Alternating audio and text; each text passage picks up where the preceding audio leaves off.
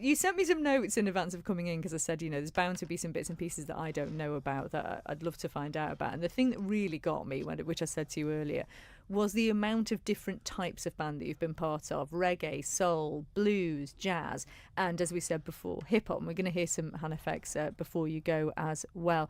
But now you're involved with Blue Vannin. Tell us about Blue Vannin.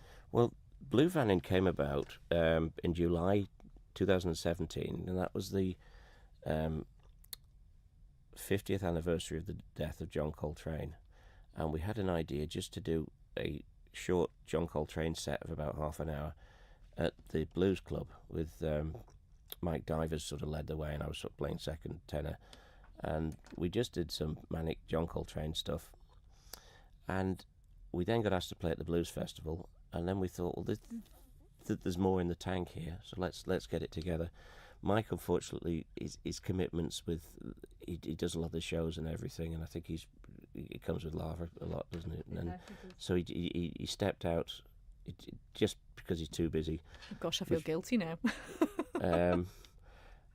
Which was a shame, because he just nails all that hard bop stuff. And you talk about he could just move from soprano to tenor to baritone seamlessly, and which is quite special to do that. But the rest of us stuck together, and we run the jazz club now, which is at the Woodburn Hotel, on the last Thursday of each month. And this Thursday coming, we've got Mr. Alan Barnes, the UK saxophone legend, coming playing with us. Incredible. How do you get someone like that? So, well, first of all, for people that don't know him, just tell us a little bit about him. He's one of the stalwarts of British jazz. He does everything. He's a composer, he's a session man, he's a leader of his own band. He's working recently with Dave Newton, the keyboard player. He works a lot with Martin Taylor. And if you listen to a lot of British jazz albums over the years, he'll come up on the credits. And apparently he likes nothing better than going into a small place where there's a local jazz ensemble and just jamming and, bringing them up by the coat strings a little bit and getting them to improve.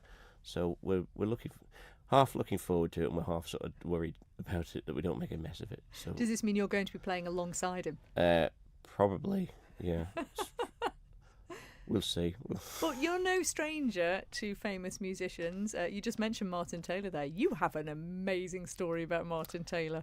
We did, many years ago, Martin produced an album called Fraternity, which was recorded at the Peel Centenary Centre in 2006. And I sort of co-produced it. It won 4 Jazz Awards and premiered at Ronnie Scott's. And they had a sort of sound, it was a Ford Transit, which was a mobile sound recording studio, and they were doing one of the tracks, and frankly it just sounded a bit all over the place. So I was shaking my head, and Martin came on the intercom and said to Simon Denigan, who was the recording sound engineer, "How was that?" And he said, "One of the producers here didn't like it." "Which one?" So he said, "Jerry, so I get this sharp sort of tone from Mr. Taylor, whom I've no right to tell anything about music to. So what was wrong with it?" So I thought, well, I can either run away now or stand my ground. So I said, it just sounded very loose. It sounded all over the place. And there was a pregnant pause, and I thought, I shouldn't have said that. And he just said, "Yes, I think you're right, we'll do it again." And he did it again. So that is amazing. And because you told legendary guitarist Martin Taylor that his track was all over the place, it then won awards. Yay! Well, we re-recorded. It was very good re-recorded. We did the launch at Ronnie Scott's, and I ended up in the front row at Ronnie Scott's with Martin Taylor on one side and Bill Wyman on the other, having a glass of wine. And that's your Andy Warhol moment. Yes, that's your 15 minutes of fame. That was mine. And what a lovely chap Bill Wyman was. Was he? Hilarious. After the wine or before? He was so deadpan and funny and lovely bloke. What a story. I knew that we'd get some great stories out of Jerry. Yeah. And he's seen some incredible gigs in his time, not least sitting on the front row there, as you were just saying, at Ronnie Scott's.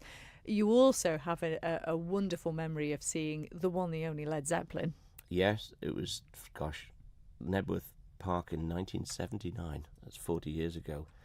Oh my goodness, it's great being old, because I've seen all the bands when they were around, like Queen, Led Zeppelin, Roxy Music. I saw Annie Lennox, Wishbone Ash, Status Quo, the original and a lot of them aren't around, or half of them are dead when they're playing nowadays. So one of the compensations of old age is you've seen them all in their heyday. Well, because there's not, I don't think there is anyone of that standard anymore, really, is there? And also, people don't go to gigs as much anymore. They seem to spend more time sitting at home.